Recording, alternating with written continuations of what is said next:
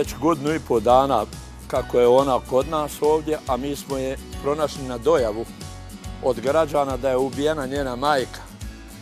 Ja sam otišao na mjesto gdje bi otprilike to bilo i pronašao je majku ubijenu u šumi.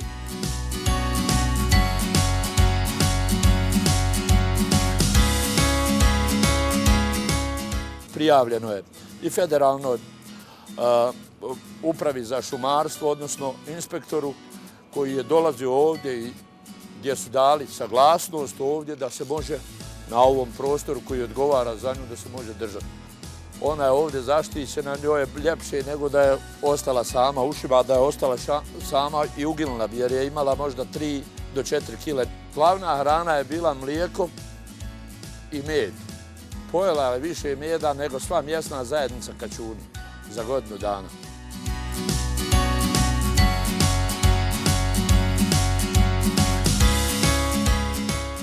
Ona je debela, ne jede mravince kovi po šumi. Ona jede kvalitetnu hranu.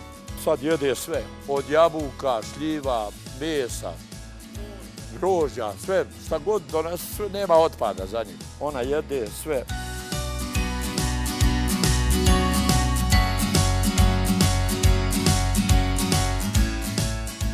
Evo ona sad kad bi otišla, ona ne bi u šumi, ona nije narasla u šumi, ne bi se znala ponašati, ona bi se vraćala u naselje i to bi bilo opasno i za stanovnike i oni koji bi ga sreli. Možda bi se ona s nekim igrala, mlada je ona, ali s kim bi se ona igrala, taj ne bi više se igrao drugi dan.